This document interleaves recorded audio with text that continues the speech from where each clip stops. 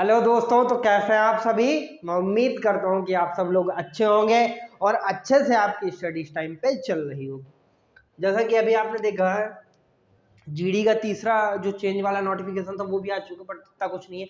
उसमें graduate select करने के लिए आपको ढेर सारी चीज़ें दी गई हुई हैं और आप लोग आज देख रहे हो। थोड़ा सा मैं आज एक्साइटेड भी हूँ क्योंकि आज मैंने अपना फेवरेट कलर भी पहना हुआ है, वाइट।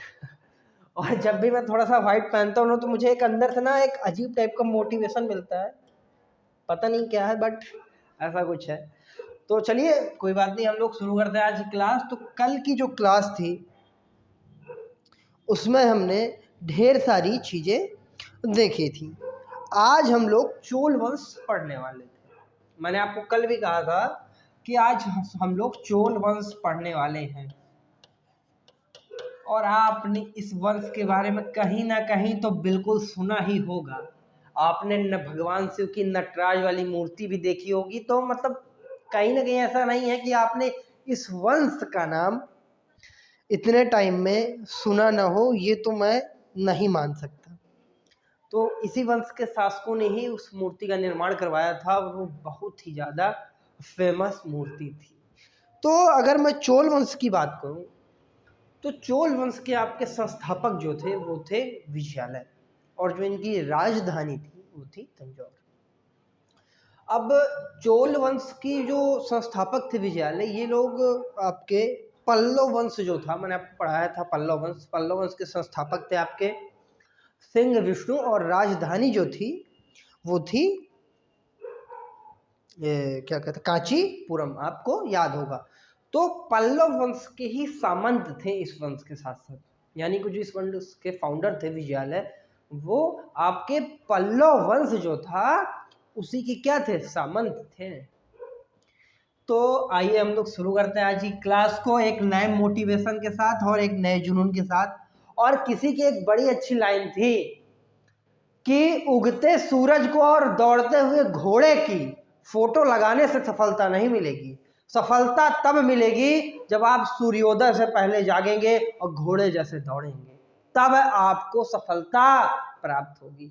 तो चलिए, तो अब हम लोग देखिए चोल वंश के संस्थापक, किसको, संस्थापक को। तो इसके जो संस्थापक हो जाएंगे वो आपके हो जाएंगे विजयालय। कौन, विजयालय। और इसकी जो आपकी राजधानी है, क्या है, राजधानी, वो आपकी क्या हो जाएगी, तंजौर। और एग्जाम में 50 बार क्वेश्चन आया है कि चोल साम्राज्य की राजधानी क्या थी। तो चोल साम्राज्य की राजधानी तंजौर थी। अब अगर बात की जाए विजयालय की, तो ये कौन थे। तो एक वंश आपने भी पढ़ा था, पल्लव वंश, और शायद गलती से आपको याद हो, इसका जो संस्थापक था यानी कि फाउंडर, वो कौन था आपका, सिंह विष्णु। कौन, आपके सिंह विष्णु।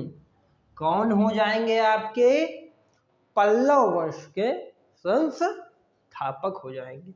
और इनकी राजधानी जो थी यानी कि कैपिटल, वो क्या थी आपके, कांचीपुरम। और ये कहाँ पड़ता था, तमिलनाडु में। क्योंकि हम लोग दक्षिण भारत के राजवंशों की बात कर रहे हैं, तो तमिलनाडु आपका दक्षिण भारत में पड़ता है। अब जो आपके ये पल्लव वंश के थे, तो इन्हीं के वंश में ये सामंत थे आपके, कौन, विजयालय। अब देखिए, किसी ने एक बात बहुत बढ़िया कही थी कि अगर आपके जीवन में कोई बदलाव नहीं हो रहा, यानी कुछ परिवर्तित नहीं हो रहा, इसका मतलब आपको कष्ट भी नहीं हो रहा, क्योंकि सब स्मूथ चल रहा है, सब आपके हिसाब से चल रहा है, मतलब परिवर्तन नहीं हो रहा। और अगर आपको कष्ट हो रहा है यानी कि परिवर्तन हो रहा है तो कष्ट से कभी भी डरिए मत। और वही हुआ भी था कि विजयालय ने क्या किया, थोड़ा सा हौसला दिखाया। इसने कहा कब तक सामंत रहेंगे, हमारा भी वंश होना चाहिए। तो इसने इन्हीं का सामंत था तो इसने एक नए वंश की स्थापना की जिसका नाम हुआ चोल वंश। और इस वंश के संस्थापक आपके विजयालय समझ ही गए होंगे। इनकी राजधानी जो थी, इनकी राजधानी थी आपके क्या, तंजौर। और इन्होंने एक उपाधि भी धारण की जिसका नाम था नरकेसरी। केसरी भगवान हनुमान जी के पिता का भी नाम था। तो इनकी जो उपाधि क्या थी, उपाधि थी नरकेसरी। क्या नाम था इनकी उपाधि का, नरकेसरी। और जो ये आपके राज तंजौर थी, इसका वास्तुकार कौन था यानी कि आर्किटेक्ट कौन था। आजकल जब घर बनते हैं तो उसका कोई ना कोई आर्किटेक्ट होता है, कोई ना कोई इसे डिजाइन करता है। तो इस जो राजधानी थी चोलों की, उसको किसने डिजाइन किया था, तो एक आर्किटेक्ट था उस टाइम पे, राजराज थेरुचम। क्या नाम था उनका, राजराज थेरुचम। थेरुचम समझ गए होंगे, राजराज थेरुचम कौन थे, आपके आर्किटेक्ट थे, किसके, तंजौर के।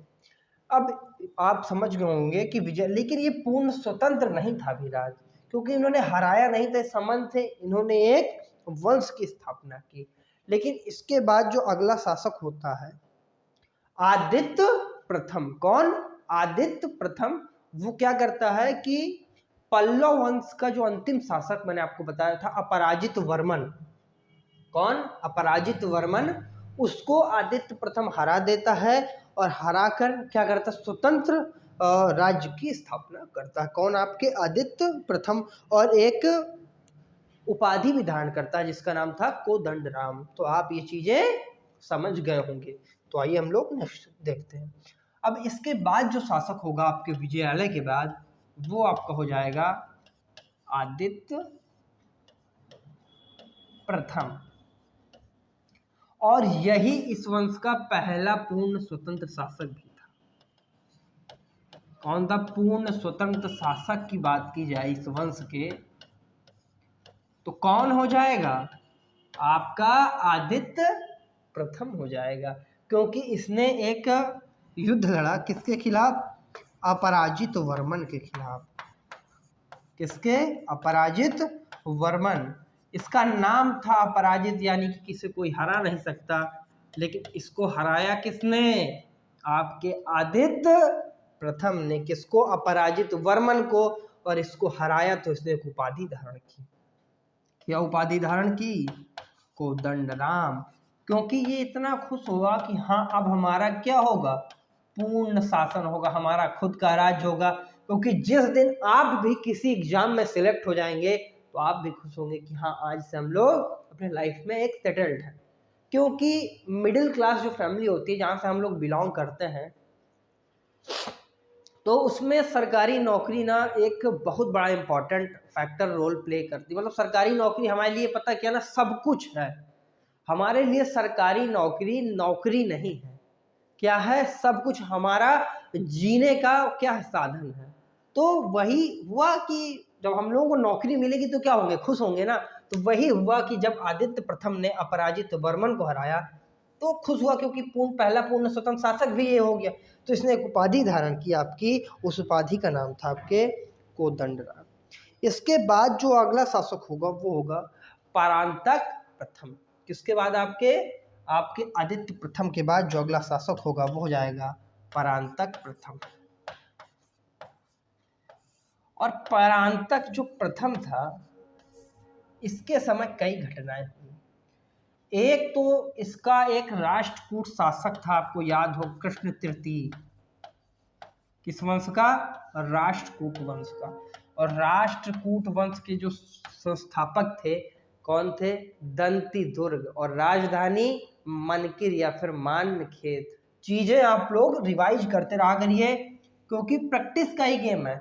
हम लोग भी पढ़ेंगे तो भूल जाएंगे, लेकिन प्रैक्टिस अगर डेली हम किसी चीज की करते हैं तो वो हम लोग कभी भी नहीं भूलते। तो इस चीज को आप ध्यान रखिएगा। तो राष्ट्रकूट शासक था एक कृष्ण तृतीय। क्या नाम था उसका? कृष्ण तृतीय। और कृष्ण तृतीय ने इसको हरा दिया। आपको किसको हराया भैया? परांतक प्रथम को। और इस युद्ध में इसका जो बड़ा बेटा था, किसका बड़ा बेटा भैया? तो आप किसके बारे में पढ़ रहे हैं? परांतक प्रथम के बारे में पढ़ रहे हैं। तो इसका जो बड़ा बेटा था परांतक प्रथम का, राजादित्य, उसकी मृत्यु हो जाती है। क्या नाम था उसका? राजादित्य। इसकी क्या हो जाती है? मृत्यु हो जाती है। और ये युद्ध परांतक प्रथम हार जाता है। किससे? राष्ट्रकूट शासक कृष्ण तृतीय से। अब राष्ट्रकूट शासन की अगर बात की जाए तो इसका जो संस्थापक था, कौन था संस्थापक आपका? दंतिदुर्ग। आपके जो जितने भी वंश हुए उनके फाउंडर बड़े इंपॉर्टेंट है, तो उसे थोड़ा सा ध्यान रखिएगा।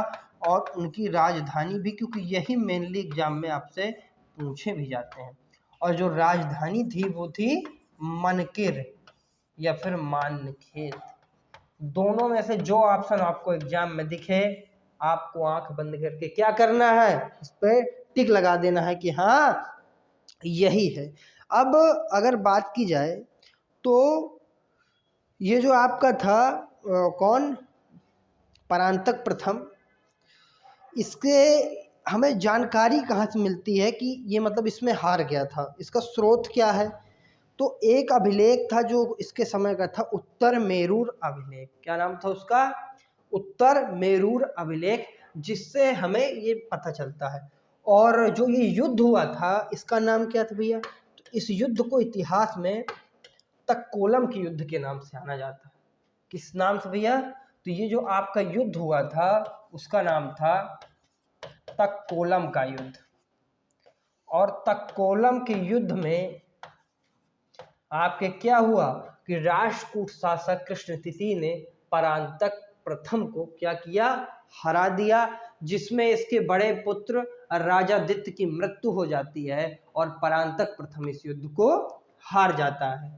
तो अगर बात की जाए तो जो चोल प्रशासन था वो अपने ग्रामीण सभा के लिए बड़ा फेमस था। तो एक क्वेश्चन भी आता है कि इतिहास में कौन सा साम्राज्य था जो आपकी ग्रामीण सभा के लिए फेमस था? तो ग्रामीण सभा के लिए कौन सा साम्राज्य फेमस था? तो चोल साम्राज्य। चोल साम्राज्य की जो खास बात थी वो क्या थी, यानी कि जो विशेषता थी कि सबसे ज्यादा इस वंश में ऐसा क्या था? तो एक तो इसके मंदिर निर्माण, दूसरी इसकी जो क्या थी? ग्रामीण सभा। और कई बार क्वेश्चन पूछा भी गया है कि इसमें जो मूर्तियां निर्माण हुई वो किस धातु की थी? तो वो कांसे की धातु की थी। जो इसकी एक बहुत ही फेमस मूर्ति होती है इस वंश की, नटराज भगवान शिव, क्योंकि इसके जो शासक थे वो भगवान शैव धर्म के अनुयायी थे। तो शैव धर्म में भगवान शिव की पूजा की जाती है। तो भगवान शिव की ही मूर्ति थी नटराज, यानी कि जब वो क्रोध में नृत्य करते हैं तो वो मूर्ति वहां पर नटराज की मूर्ति है, जो कि कांसे की बनी हुई है। तो इस चीज को आप थोड़ा सा ध्यान रखिएगा। अब इसका एक अभिलेख भी था, किसका? आपके परांतक प्रथम से जो रिलेटेड था वो था उत्तर मेरूर अभिलेख, जो कि मैंने आपको बताया था। और उसी में ये जानकारी आपकी दी गई है, क्योंकि स्रोत कहाँ से मिला, मतलब पता कहाँ से चला कि ये चीज कहाँ से थी। और मैंने आपको कल भी बताया था कि अब हम लोग जो भी इस वंश में पढ़ेंगे, कहीं भी पढ़ेंगे, तो उसका कहीं ना कहीं एक लिखित प्रमाण था। ऐसा नहीं था कि मन में आया और कह दिया गया।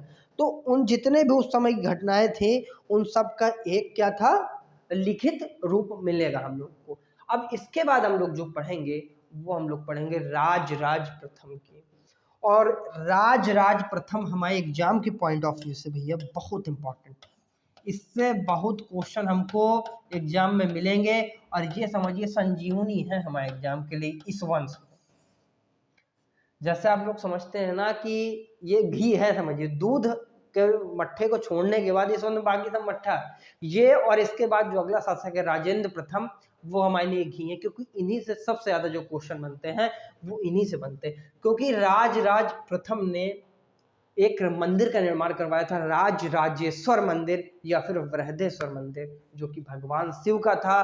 और 50 बार एग्जाम में क्वेश्चन आया कि राजराजेश्वर मंदिर का निर्माण किस वंश के शासक ने करवाया था, तो चोल वंश के शासक राजराज प्रथम ने करवाया था। तो ये एक क्वेश्चन और भी आता है कि ये किस धर्म का अनुयायी था, तो ये भैया आपके शैव धर्म का अनुयायी था। और शैव धर्म में किस भगवान की पूजा की जाती है, तो भगवान शिव की पूजा की जाती है। और इस चीज को आप माइंड में बिठा लीजिएगा कि शिव में, शैव धर्म में शिव की और वैष्णव धर्म में भगवान विष्णु की जो पूजा थी वो की जाती है। ये क्वेश्चन आपको ध्यान रखना ही है, क्योंकि कहीं ऐसा ना हो कि ये माइंड से आपकी बात निकल जाए।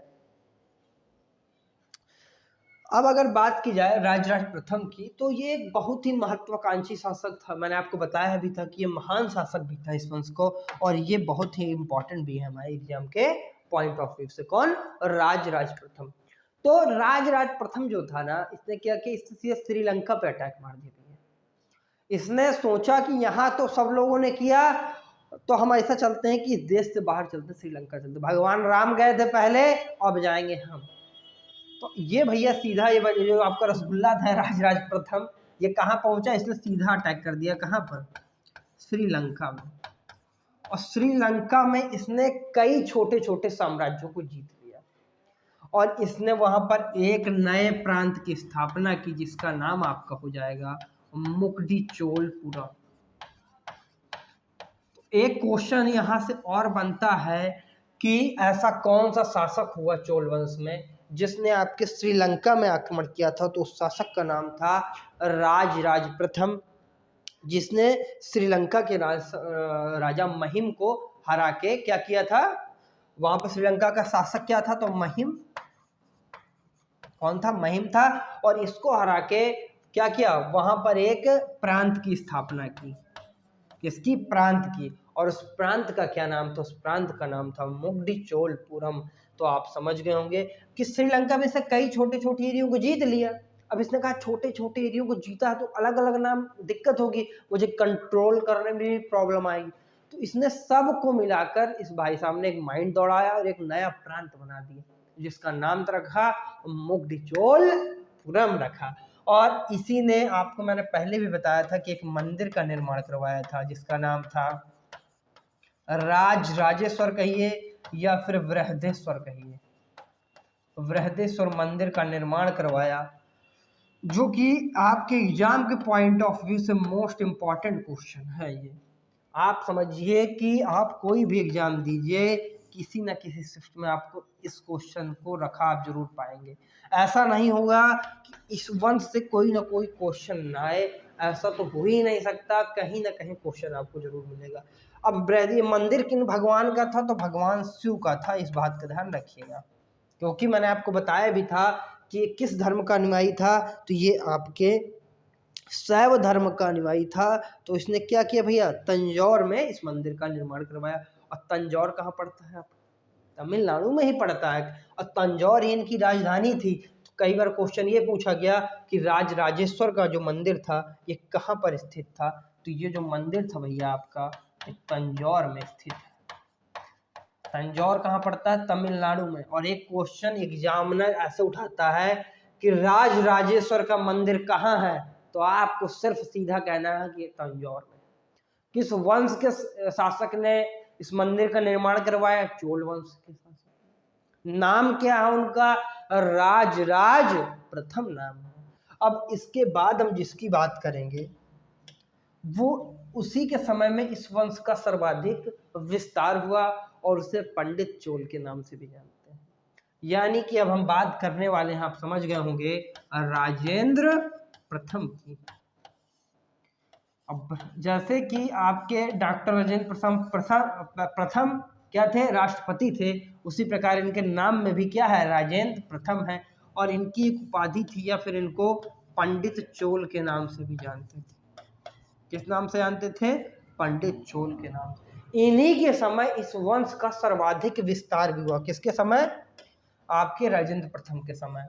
तो सर्वाधिक जो विस्तार था, अब किसका सर्वाधिक विस्तार था? तो साम्राज्य का सर्वाधिक विस्तार।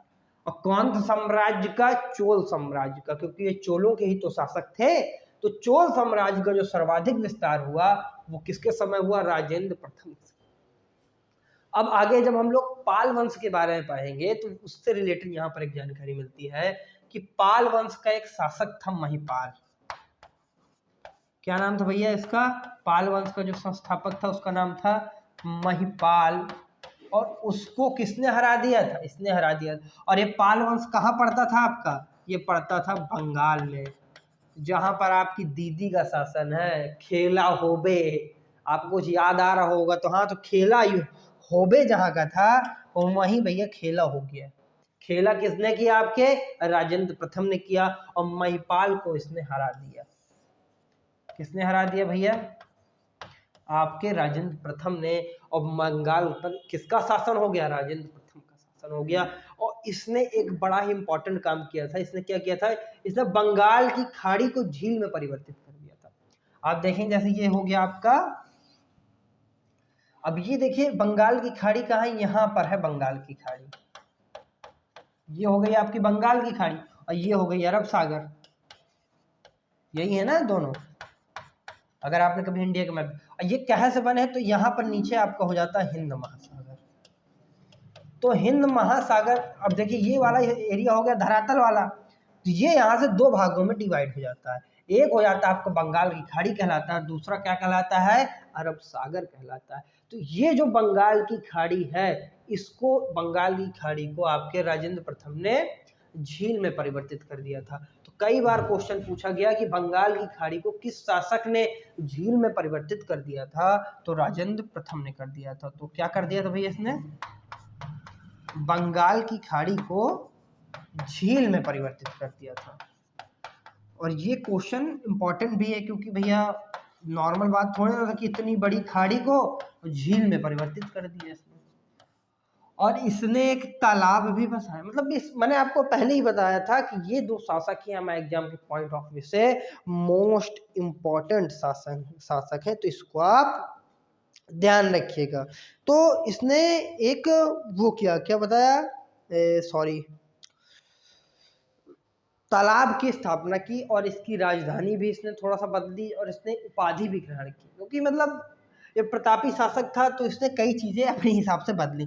अगर मैं इसमें सबसे पहले बात करूं तो सबसे पहले मैं बात करूंगा उपाधि की। तो जो इसने उपाधि धारण की थी वो गंगैकोंड चोल की धारण की थी। किसकी? गंगैकोंड चोल की इसने उपाधि आपके किसने? आपके राजेंद्र प्रथम ने धारण की थी। और अगर बात की जाए इसकी राजधानी की, कि आपके राजेंद्र प्रथम की राजधानी की थी तो गंगैकोंड चोलपुरम जो थी, गंगैकोंड चोल उपाधि थी और इसमें आपको सिर्फ पुरम लगा देना है तो क्या हो जाएगी? आपके राजधानी हो जाएगी। तो आप इस चीज को समझ गए होंगे। अब इसने जो तालाब बनवाया था, यहाँ पर एक तालाब का निर्माण भी उसने इस जगह करवाया था जिसका नाम था चोल गंगम। इसने जो भी चीजें करवाई वो ऐसे करवाई कि उनमें चोल जरूर शब्द आपको मिलेगा। और एग्जाम में आपको यही पकड़ना, क्या पकड़ना? चोल। आपको जिसमें चोल मिले तो आपका एक माइंड क्लिक करना चाहिए कि ये हाँ राजेंद्र प्रथम से ये रिलेटेड हो सकता है। और अगर आप हल्का सा भी आप मन लगा के पढ़े होंगे तो आपको ये चीजें वहां पर 100% रिकॉल हो जाएंगी, क्योंकि रिकॉलिंग इतनी प्रॉब्लम नहीं होती अगर आपने चीजें मन लगा के पढ़ी होंगी। तो राजधानी में मैंने बताया था आपको पुरम लगा देना है क्या? तो गंगैकोंड चोलपुरम। कोई मेहनत हुई राजधानी में। इसकी उपाधि क्या थी? गंगैकोंड चोल। क्या उपाधि थी? गंगै प्लस कोंड प्लस चोल। और अगर पूछ लिया जाए कि इसकी राजधानी क्या थी तो इसमें सिर्फ पुरम जोड़ देना है, मतलब शहर जोड़ दिया पुरम। गंगैकोंड चोलपुरम। क्या? गंगैकोंड चोलपुरम क्या हो जाएगी? इसकी राजधानी हो जाएगी। अगर पूछा जाए तालाब तो चोल गंगम क्या हो जाएगा? चोल गंगम। इसने एक तालाब की भी स्थापना की थी, इसका नाम था आपका चोल गंगम। तो इस चीज को आप ध्यान रखेंगे कि राजेंद्र प्रथम ने क्या किया? आपके बंगाल के शासक महिपाल को हराया। हराने के बाद बंगाल की खाड़ी को उसने झील में परिवर्तित किया। इस किस धर्म का अनुयायी था, तो ये तो मैं बता ही चुका हूँ। इस धर्म के लोग सब धर्म की मैक्सिमम अनुयायी थे, इसलिए इन्हें भगवान शिव के मैक्सिमम मंदिरों का इसने क्या किया, निर्माण करवाया। तो इस चीज को आप थोड़ा सा ध्यान रखिएगा। और अगर इसकी बात की जाए आपके राजेंद्र प्रथम की, तो इसने एक तालाब बनवाया जिसका नाम था चोल गंगम। इसकी राजधानी क्या थी, गंगैकोंडपुरम। क्या थी, गंगैकोंड चोलपुरम। यहाँ पर वही मैं थोड़ा सा, क्योंकि मैंने बताया था कि जो उपाधि थी गंगैकोंड चोल थी, तो इसी के आगे तो हमें प्लस लगा के पुरम जोड़ देना था, तो राजधानी होगी। तो आप लोग भी थोड़ा सा ध्यान दिया करिए, क्योंकि गलती इंसानों से ही होती है।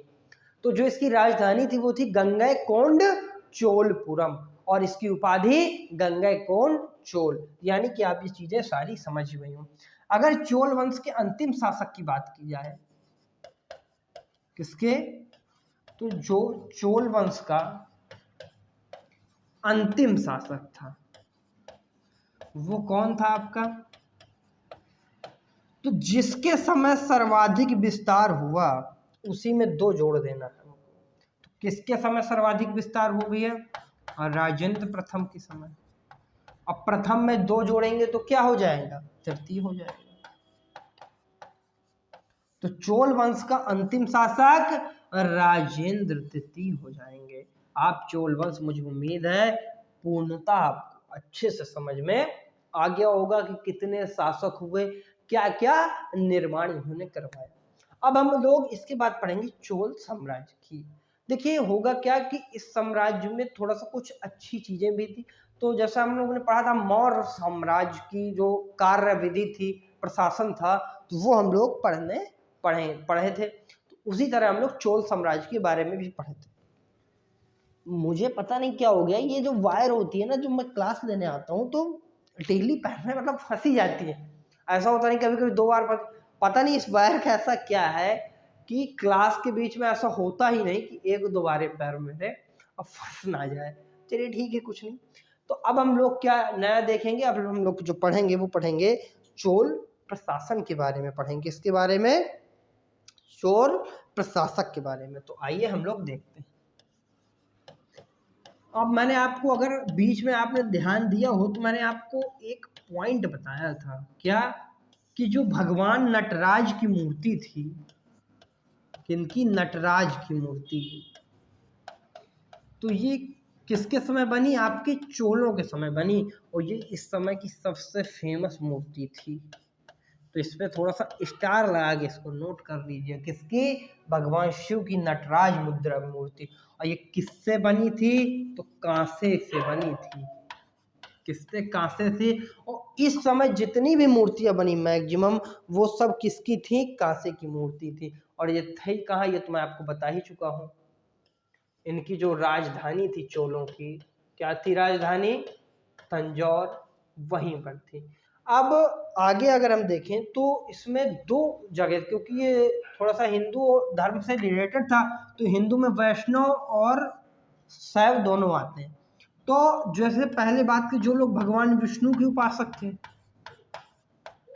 किनके, भगवान विष्णु के उपासक थे, उनको क्या कहा गया, क्वेश्चन आया 50 बार कि भगवान विष्णु के उपासकों को क्या कहा गया। तो भगवान विष्णु के जो उपासक थे वो क्या कहलाए, अलवार कहलाए। क्या कहलाए, अलवार कहलाए। किसके उपासक, भगवान विष्णु के उपासक। किसके, भगवान विष्णु के उपासक क्या कहलाए, भगवान विष्णु के उपासक कहलाए अलवार। और भगवान शिव के उपासक क्या कहलाए, तो जो शिव के उपासक थे वो नयनार कहलाए। क्या कहलाए, नयनार। क्योंकि इनके 3 नयन थे। आप ऐसा याद कर सकते हैं कि भगवान शिव के कितने नयन, 3 नयन, इसलिए इनके मानने वाले लोगों को नयनार कहा जाता था। और भगवान विष्णु के मानने वाले लोगों को क्या कहते थे हम लोग, अलवार कहते थे। यानी कि 2 चीजें आपको समझ में आ गया हो। इनके समय का जो प्रशासन था ना, वो भैया 6 प्रांतों में बांटी था। कितने? 5 + 1। तो और प्रांतों को क्या कहा जाता था? तो मंडलम कहा जाता था। तो इनके समय जो राज्य का विभाजन था वो प्रांतों में डिवाइडेड था, और प्रांतों की संख्या कितनी थी? तो जो प्रांतों की संख्या थी वो थी 6, यानी कि 6। और प्रांतों को कहा क्या जाता था? तो इनको कहा जाता था मंडलम। तो एक क्वेश्चन यहां से भी आ सकता है कि प्रांतों की संख्या को क्या कहा गया, वह कितनी है? तो प्रांतों की जो संख्या है वो हो जाएगी 6। प्रांतों में प्रांतों को कहा क्या गया? मंडलम कहा गया। तो आपको इस चीज, और अगर बात की जाए भूमि कर को, क्योंकि राज्य की जो अर्थव्यवस्था होती थी उस समय वो कर पर ही टिकी होती थी, और भूमि कर ही एक इम्पॉर्टेंट कर होता था। तो जैसे इस समय जीएसटी चल रहा है, तो उसी समय एक चलता था भूमि कर। अब भूमि कर कितना होता था? क्वेश्चन आता है कि भूमि कर कितना है?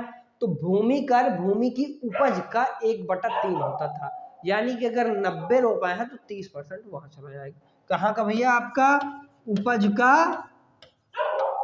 1/3वां जो हिस्सा था ये क्या था? आपका चोल प्रशासन में क्या था? भूमि कर था। क्या था? भूमि कर था। तो इस चीज को आप ध्यान रखिएगा।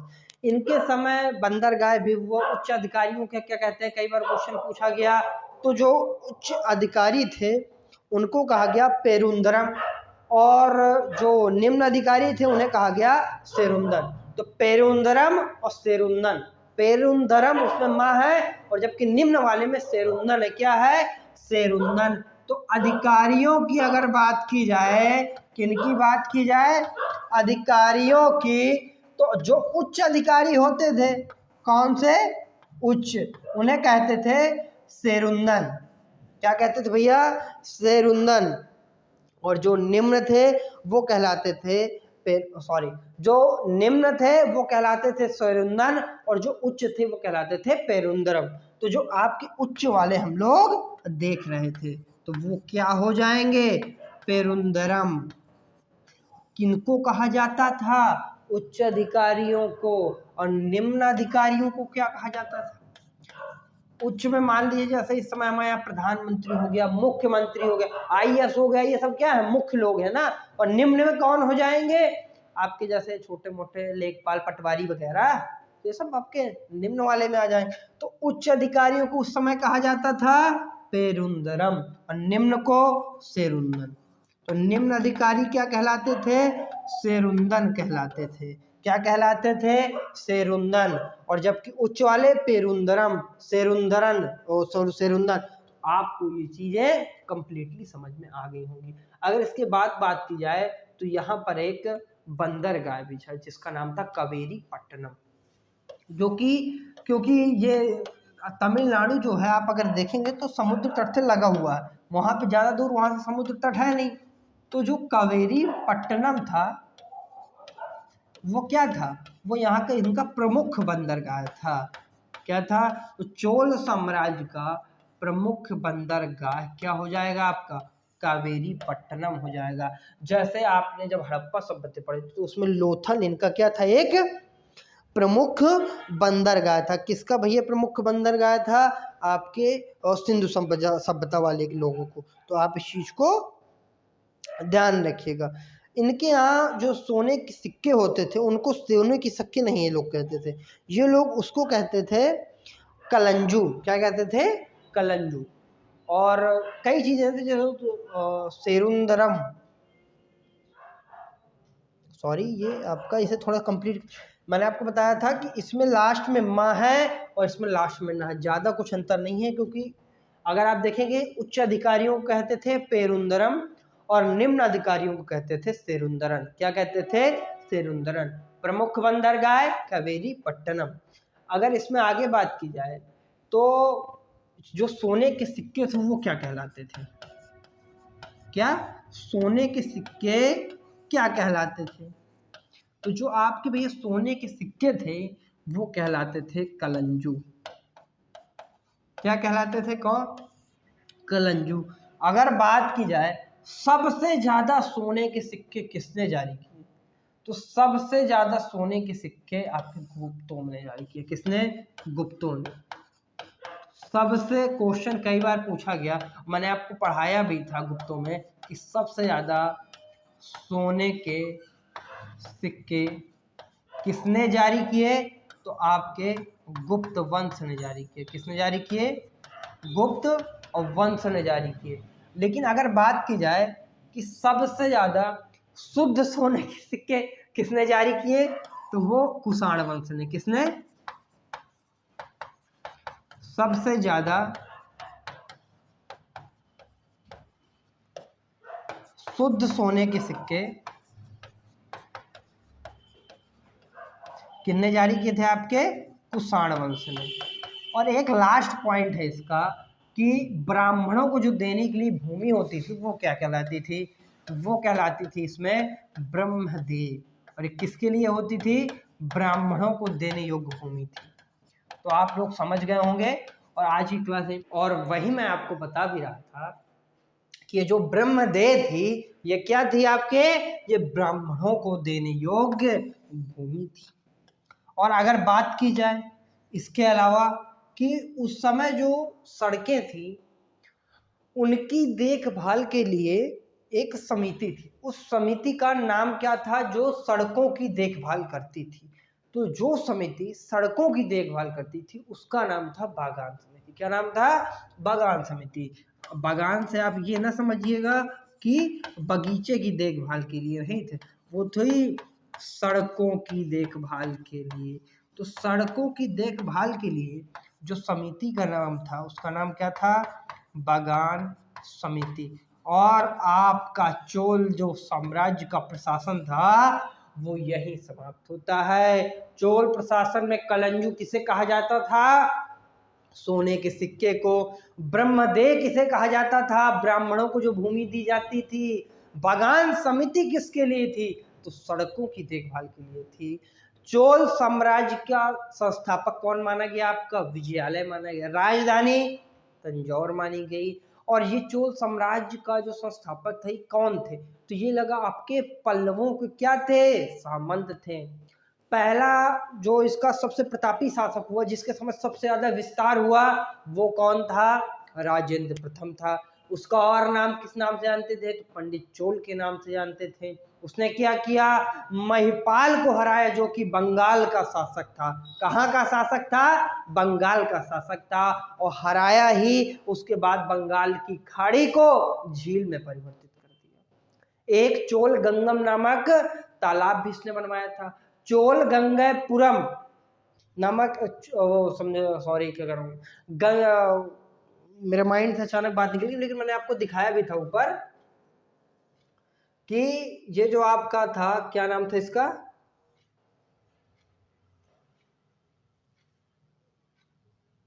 हाँ, ये जो आपका राजेंद्र प्रथम था इसने गंगैकोंड चोल की उपाधि धारण किया थी। किस नाम की उपाधि धारण की थी?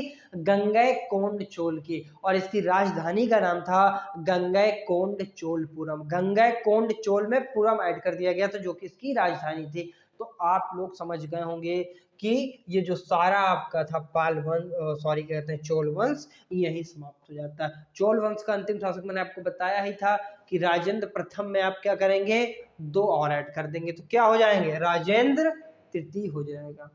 अगर बात की जाए तो जो इस धर्म में विष्णु धर्म भगवान के उपासक थे वो क्या कहलाते थे? तो वो कहलाते थे अलवार। क्या कहलाते थे? अलवार। और जो भगवान शिव के उपासक थे वो कहलाते थे नयनार। और इसी धर्म में क्या हुआ था? चोल साम्राज्य में नटराज भगवान की विश्व प्रसिद्ध मूर्ति बनी, जो किसकी बनी? कांसे की बनी। कहाँ थी ये? तंजौर में थी। तंजौर कहाँ पड़ता है? तमिलनाडु में पड़ता है। यानी कि आज का जो सेशन था मुझे उम्मीद है कि आपको अच्छा लगा होगा। अगर अच्छा लगा हो तो लाइक शेयर करिएगा। और एक चीज याद रखिएगा, सफलता उसी को मिलेगी जिसके अंदर पेशेंस होगा, जिसके अंदर ये होगा कि हाँ मैं ये कर लूंगा, हाँ कितना भी वक्त लग जाए, क्योंकि कोई भी चीज आपको चाहिए एक दिन में नहीं होता, धीरे धीरे। आप देखेंगे अगर एक पानी की बूंद टप टप करके एक ही जगह लगातार कंटिन्यूअसली पत्थर पे गिरती है तो पत्थर को काट देती है। सफलता के 3 ही मूल मंत्र है, पेशेंस, परसिवरेंस और क्या तीसरा, आपका हार्ड वर्क। आप कितना उसके प्रति डेडिकेटेड है ना, वो डिसाइड करेगा कि आप अपने लक्ष्य को प्राप्त करेंगे। तो हमेशा अपने काम के साथ ईमानदार रहें और ऐसे ही लगे रहें। Thank you so much.